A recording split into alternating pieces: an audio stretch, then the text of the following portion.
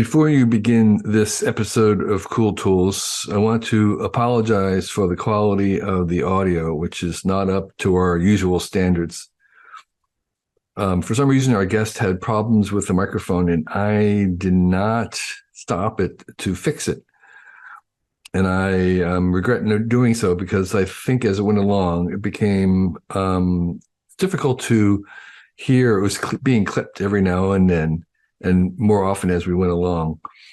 I think you can understand most of it, but there will be times when you don't, and that's not you. It's our fault, and we were able to correct it at the very, very end, and it won't happen again. But anyway, just be forewarned, if you are hard of hearing and not listening on anything but a hi-fi, you may have some difficulty with this one. So I am sorry, but hope you enjoyed anyway. Thank you.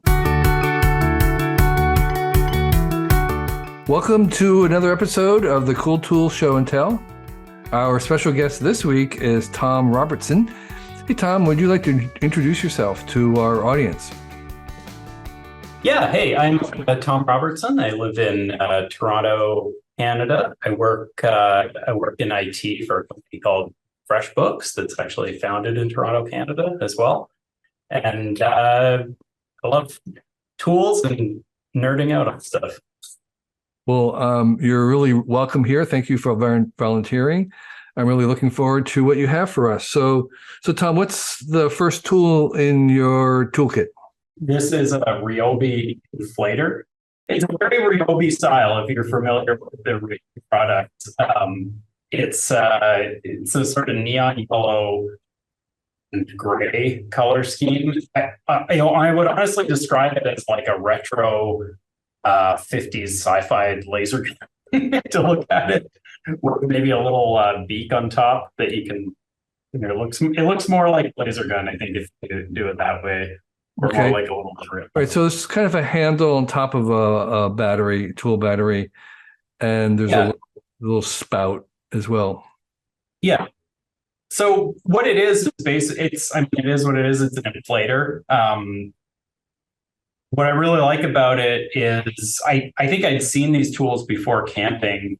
And a lot of people, I think, who go camping, they put an air mattress. And a lot of people tend to get the ones that plug into their car, the little circular car power port or whatever. And then the cords aren't very long. So they've got I don't know if you've ever seen this, but people put their air mattresses on top of their car, and so that they can power their little inflator to inflate the air mattress. I was like, there's got to be a better way. So I have a lot of tools. I've got the drill. I've got a bunch of other stuff. And I saw this and I was just like, this is perfect. So what it lets you do is basically, like I use a lot for camping, so you can inflate an air mattress super quick. The nice thing too is if you move this little spout to the top, it deflates it. Pretty straightforward, but I just love this thing so much. And I also like that because it's a Ryobi system, I've got the Ryobi flashlight. So, going camping, I bring that. I can swap them in. And the battery, I don't know, I haven't even tested how many times I can inflate and deflate your mattress, but it's got to be greater than 5 because I've done at least that much. Right. Yeah. And if you have the Ryobi system, you're just temporarily putting the battery on, and you certainly won't expend it on a camping trip. It's interesting that it has a deflator as well. So I guess the idea is this sucks the air out and deflates very, very fast. Yeah, it's a lot faster than trying to roll it up and roll all the air out. The other cool thing I really like is it's got a little attachment you can put on the spout. And this is really great for those inflatable pool toys that my kids love. So this lets you, it fits perfectly in those nozzles, and this saves me the agony of having to manually inflate them all the time. So I can just, bring this on the beach trips, and then this goes in here, and it's a couple of minutes, it's done. And then again, same thing for deflating, just super handy. So does it have a bicycle attachment? Could you inflate the tires of bicycles? This one does not. There is actually a Ryobi system, and to be honest, I kind of regret not getting this one, to be honest. But Ryobi makes a kind of more advanced inflator that does have an attachment for bikes and for soccer balls, basketballs, and that kind of thing. And that one, I kind of have my eye on it, to be honest, because you can actually, it has a little digital pressure setter. So with that one, it's kind of cool because you can actually say, what are bike tires, like 80 psi. You just set it to 80 and you turn it on, it'll just go until it hits 80 and stops. So that might be just on the list. And the thing about inflating tires is that your automobile tires are actually very low. They're only like less than 40 usually. You should have no problem inflating car tires, which would make it even handier if that was true, especially if you've got it on the camping trip and in the trunk, use it in a pinch. It surprised us. I bet you might be able to find a third party attachment to the one that you have to at least it's true, actually. Inflate tires. I wonder if I could, or I wonder if I could even 3D print something. An adapter. I would think there would be some file somewhere to make something to attach to the hose. I mean, what could it be? You just attach a little hose that had the tire valve on it, and even if I take an old bike and pump apart, and I think I've got my new project. Okay, there you go. I would be dumbfounded if somebody on YouTube hasn't already done that, but I actually wouldn't be surprised if there's a whole YouTube channel about this inflator, which I'm probably okay. So again, that's the Ryobi Inflator, and it kind of goes for about I'm not sure. It doesn't say how much. So I'll say it in Canadian, just because that's what I know. I got it. It was about $40 Canadian, so maybe like 25 US. There's sales all the time too. Sometimes it's cheaper. So the Ryobi 18-volt high volume power inflator. That's the tool only. It's not the battery. It is the tool only. And they're exclusively at Home Depot. That's the Ryobi is the sort of Home Depot brand. Oh, I didn't realize that. Okay, it's interesting. So Tom, what's second tool in your tool chest? Okay, so I got to go a little bit unconventional and maybe a weird place for this, but partially because I want to enjoy it as well. So the second, I'm using the term tool liberally here, but this is called Partake. So it's a non-alcoholic IPA. So I'm a bit of a beer snob, and we like a lot of Toronto has a lot of good, and Ontario has a lot of good craft breweries. It previously in the past, you might have seen the non-alcoholic beers that are like I think Beck's had them, and they're terrible. And so in the past few years, a few of these, so Partake I think maybe had started this trend. They're sort of a craft non-alcoholic beer.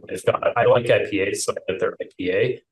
But it's actually like a really good non-alcoholic IPA. And I think it's a super cool tool because it lets me, I still do drink alcoholic beer, but I like it as a little hack for, say, when, if we're having friends over, I do a regular poker night with my friends where I'll maybe have a couple beers, but at the age that I'm at, if I have more than 2 beers, I just feel terrible afterwards. But I still like drinking beer. So it's a nice way to be like, okay, I'll have a couple beers and I'll switch to the non-alcoholic one, and I won't, fall asleep or feel terrible the next day. And I've even replaced a lot of times, we were in the habit of having a beer and night with my wife and watching a television program. And now a lot of times we just have one of these, and it kind of just hits the spot in the same kind of way, but we don't, it's only 10 calories for these too, which is really nice. And you don't feel crappy afterward. So Partake, is that available in the US? Do you know? am not sure, to be honest. Well, I mean, I'm just wondering where you would get it. Do they sell it online? I can't. I don't know how that would work, So but they do sell it on. So they do have U.S. site. I think they're a Canadian company, but I think they do. If you go to drinkpartake.com, they do shipping. So I think they do shipping to the U.S. There's a few that I know are U.S. There's one in the U.S. called Athletic Brewing Company that does some nice ones as well, and they definitely okay. sell. Have you ever had the Asahi Japanese version of the non-alcoholic beer? No, I haven't tried that. I'm not a beer snob. I don't know, but it's very popular in Japan, and it's widely available in Japan as well, too. I mean, it's to the point where if they sell beer, they sell Asahi alcoholless beer. So if you have a chance, you might Oh, want. wow. Okay. Yeah. Yeah, it's nice. They're starting to do it in more of the bars here, the non-alcoholic beer, and so it's nice having it as an option. If you're out as well, you can. Yeah, that's great. Okay, well, it's a good one. Yeah, we haven't had that, and I think I appreciate that. So thanks for suggesting. So, Yes. so Tom, what's another tool in your tool chest? Okay, so next I'm going to talk about my kind of a boring one, to be honest, but I love it. It's put it in front of my face. So it's an Anker USB charger, Mm-hmm. and this one is 140 watts, which is pretty high power. Like that's about previously I had the big 16-inch MacBook Yeah. that comes with that brick that's like that size, the charging brick. So this can charge that just as quick as the other one, but it's much smaller. Yeah. And it's got the two USB-C ports on it and USB-A. So Yeah. it's just, I love it because it's just the one. I keep this and a couple of USB-C and a lightning cable in my bag pretty much all the time. So it's just one of those things. It's always there. I can always quickly charge up, whether it's my laptop or my phone or my watch or whatever from it. Yep. And the way things are going now, the USB-C is going to become the standard. So no extra cables will be needed for anything. yeah. There also, I will let listeners know that there's another version that has four slots, four different ports. In case you're traveling with a partner or a family or something, or you have a lot of gear. Yeah. I previously, it's not an Anker one. I have a Ugreen for USB-C port as well. And I keep that, it's a little bit lower power, but I keep that on my desk as like, right. I just charge anything on the station. Yeah. The other thing sorry. No, I was saying this isn't the Anker. Also, I mean, Anker itself has a 4-port. Yeah, they do have a 4-port one as well. And but the problem with that one is it's heavy enough that actually requires a little octopus collar to keep it stuck to the wall because it. Yeah, I was just going to show that. It's honestly one of my favorite. I didn't even know they don't advertise this on. Yeah. They don't show a picture of it. I was like, what is this? But I actually thought it was so clever because even before chargers like this, you're in a hotel or an old house and sometimes they're falling out. So I love that I can stick that on and it just sucks to the outlet plate and sticks on it. And what you're describing is a little rectangular collar that fits around the base of the charger where it fits onto the outlet, and it's there to maintain its contact with the outlet so it doesn't pull away from the weight of the charger.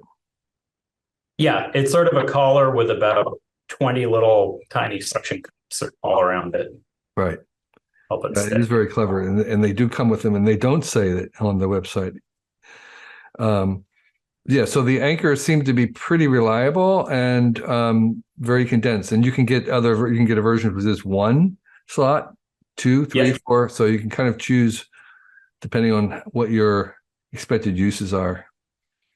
Yeah, the Anker, I have a bunch of the Anker stuff, and it's really well made. I'm really good bang for your buck, I find. Yeah. It's one of those Chinese generic things decided to become serious and kind of really lean into making quality stuff and trying to get a brand? The funny thing is, I think it's actually a California-based company, but I think they worked with like it's all made in China, but they worked exclusively with the Chinese manufacturer, and it's a little Apple-like where they design it to an exact specifications. I could be wrong on that, but I think technically the founders are based in California. That's very possible. Yeah. Thank you. So, so Tom, what's your fourth pick for the cool tools? Okay, so the fourth one, I'm going to share screen here, and I'll describe it for listeners, because there's a little bit of a story behind it. So you're showing a picture of what looks like a mini size TV screen. I can't tell the scale, but there's a screen and it has maybe weather on it. But how big is this? It's about, I should know the measurements because I made the box. It's about, I'd say, a foot wide by about 8 inches tall. Okay. You can see the bezel around it. It's this gray sort of plastic bezel on top of the screen.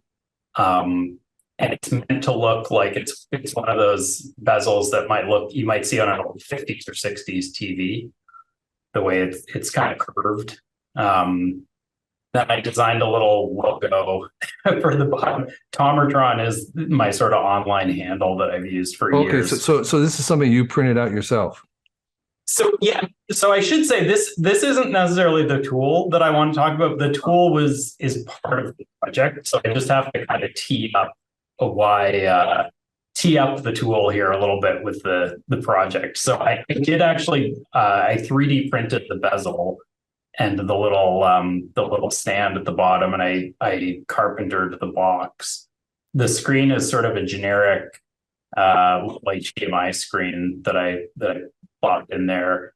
And so what it's actually powered by is inside that box is a Raspberry Pi. I think it's a Raspberry Pi 3. Which is not the cool tool. I'm not there yet, but the Raspberry Pi is powering a piece of software called Dakboard, and that's spelled Dakboard. So Dakboard is the software that lets you make the little display board. Basically, so Dakboard is actually an online service. Online service. Okay. There's this Dakboard which you used to make a project, and the project is maybe it's like the weather display or something, and you 3D printed and made a case out of it. But the Dakboard is the tool. It's an online service. It's not a board, it's a service. So it's a service that powers the display, basically. Yeah. Okay. So you say powers the display. What does that mean? Oh, sorry. Yeah, I should be more specific. So what it is basically you sign up on your website, you create an account, and then you can design what you want your dashboard to look like. So in my case, I said, okay, I want to have a weather widget. I want to have a time widget, and then I actually connect it. You can connect it to your Google Calendar, and then I said, okay, I want to show my Google Calendar widget on there. And the neat thing is the way you get it on the Pi is you can download from them a custom image for a Raspberry Pi that you pre-configure to show your Dakboard. So all the display is a web page, basically that updates every couple minutes or something like that. And all the images that they give you for the Raspberry Pi is when the Pi boots up, it just loads that dashboard automatically, and that's it. So it's kind of cool because you don't have to worry about installing something from the command line and configuring a very complicated thing. You just basically configure this image and plop it in your Pi, and it boots up and shows that. But so you're saying the image, but if I understand it, you're saying what the Pi is accessing is a web page. The web page has an image on it. Yeah. So sorry, by image, I mean like an operating system image. No, I don't know what that So, means. okay. So, sorry, I'm an IT guy, so I tend to go into the IT stuff. So basically an image is like, it's just a version of an operating system, basically. So it makes a very specific version of the Linux operating system that all it does is it makes it so when your computer, in this case, the Raspberry Pi turns on, it shows that web page with your display board and nothing else. And if Okay. there's a power outage, it'll reboot to that or whatnot. Okay. So yeah. So you have a the so where does the dartboard reside? Is that so you have Raspberry Pi, I get, and the Raspberry Pi, when it boots up, it goes to the web page, and the web page is actually the dark board is served by The dartboard. Yeah. So I think you go and when you're configuring it, you put in, your Wi-Fi information, etc. So it's gonna when it boots up, it'll connect to your Wi-Fi and it basically just opens the whole web browser and launches the page, except you don't see any of the web browser controls or anything. It's just in Okay. full screen. Yeah. All right. And so the idea though is that you can take Barbara and you can kind of do whatever design you want for that one page and Yeah. import or link to have whatever linking you want to whatever widgets you want. And the idea is that you can have a standalone device that will display in real time whatever kind of widgets you care, whether it could be like a phone widgets, where it's stocks or it's weather or it's location Yeah. or it's news. Yeah, and we do it for what I did was put it in our kitchen because it's like a family gathering area. So I actually have it configured to show one specific calendar that's shared with the whole family. So we just put kind of family events up there. So if it's my daughter's gymnastics class, Yeah. it's we can just be like, oh, we're going to gymnastics classes tonight, and oh, it's recycling takeout day tomorrow. So it's just they have like that family calendar that we've all got it on our phones, but there's something about it just being there and just the weather and stuff that's super handy. And what are the costs of Dakboard? So I'm using it on the free tier. And I think they have plans where if you pay $5 a month or more, you can add more widgets, or there's a few different features you can add. But the free version, I think, that had everything I needed, which was sort of the time, a calendar, and the weather. Okay. And what you made kind of resembles to me in some ways what those digital frames look like. It has a frame around a screen. The digital frames, the idea is that you would just show photos primarily. But I was wondering if anybody's done a hack on the digital frames to actually turn it into, you have it point to a web page rather than the stream of Yeah. photos. Yeah, it's probably possible. I think if you could crack one of those open and probably solder on to wherever the display connector is and Right. a computer or something in there Because somehow. they're just a thinner version of what you've made. And Yeah. they're already online, they already have Wi-Fi, they already got everything else. So so Dakboard. Okay, that's really great. Tom, are there a project you're working on, some passion that you have and you want to share, a mission, a little bit about yourself? What would you like to share with our audience? Yeah, I mean, I guess from the example of what I showed, the little display board is a lot of what things like that tend to be a lot of my hobbies is tinkering around with things that I can both make but also program and use computers for. So I tend to do a lot of stuff like that. I in the past also used a Raspberry Pi to make a retro arcade Yeah. machine. Um, it's fairly popular. One of the things I'm working on, my next little project, I think I'm going to try to set up is I'm gonna get a TV antenna, and I'm in my shed right now. So I had um, that was actually another little project running internet electrical out to my shed where I work now. But the nice thing about that is that's opened up now. I'm gonna try to have a project where I'm replacing my cable TV with over-the-air TV. And of course involving computers. So I think what I'm going to try to do is get an HD antenna installed in the shed, hook that up to a little computer that actually does all the tuning, and would also do a PVR for you. And then that, because it's on my network, means we can use an app to watch over-the-air TV, say on our phones or on our Apple TV that we have, and also do the PVR. So that's going to be my fun little project, is putting the antenna and getting the gear for that. So the idea is that you want to stream over-the-air TV. Yeah, pretty much, but just within the house. Right. Yeah. I guess I never thought about whether you could. That's true. We don't have TV at all, so I haven't really thought about that. But I guess you can't really get the air networks, ABC, NBC, unless you have cable. Is that right? So you either have to have cable, or you can hook an antenna straight up to your TV, and well, we don't have. Yeah, but if you don't have a TV, there's no way to get it. It's true, yeah. So the only way to get it would be to get to one of these little tuner boxes that's on a network, and then you can watch over the air on your phone, your tablet, or whatever. Yeah. Wow, I actually never really thought about that. And why do you want over-the-air TV? So mainly, I think we're just trying to. We still pay for cable TV, but probably like most people, I think 95% of what we watch is through a streaming service these days. But there's literally, I think, 3 use cases. One is Jeopardy, which doesn't air on any streaming service. Okay. For Jeopardy nerds.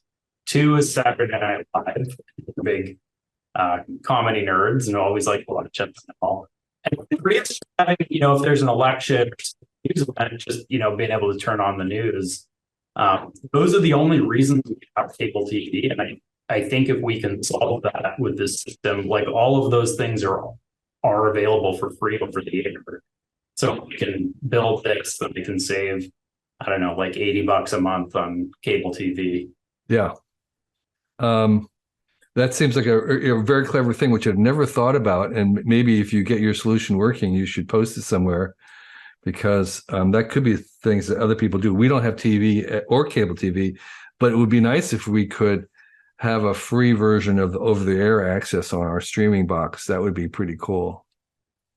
Yeah, it's really neat. There's actually a really good app too called Channels that I want to use, and it gives you they have an Apple TV app, and it gives you a really nice interface with a little guide, and you can go to the different channels, and it'll work for you.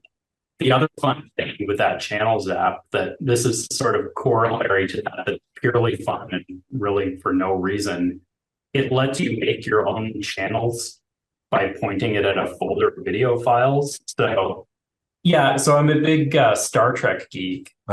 So I sort of have this idea of I want to make a channel called the Random Star Trek channel.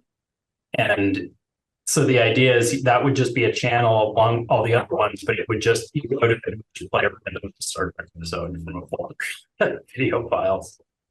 Okay, cool.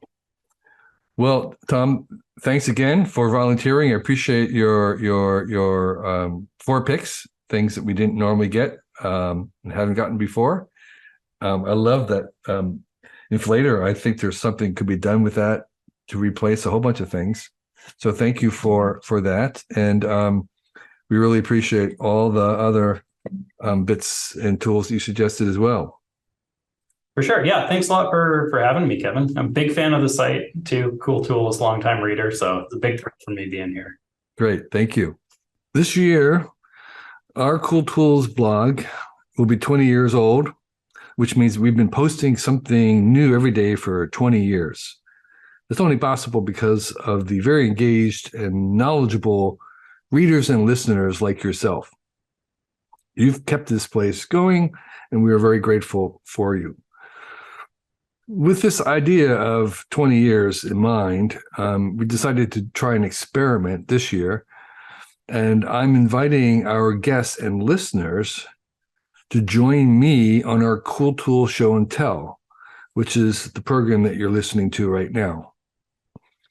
So if you feel you'd make a good guest on this podcast and have 4 uncommon tools that you'd like to share with us, please sign up on our form on the website, and we'll see about inviting you. You must be comfortable talking on a video, and you need to have some tools that you can show. We record on, as you know, on Zoom. We do a YouTube version, a video version of it, as well as an audible version. Fill out the form if you're interested, and list your 4 cool tools, and we'll see if there's a good fit.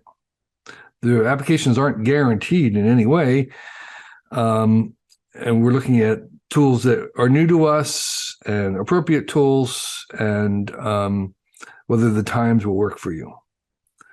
So we're really interested in hearing from people all over the world, not just in the US, although the tools have to be available online, easily available online. And if you are a longtime listener, you kind of know what the definition of our tools are. They're very broad. They can be anything that's handy, from something in the kitchen to something you use to travel, to a workshop, to something professional that we may not know about. We're really interested in things that we don't know anything about.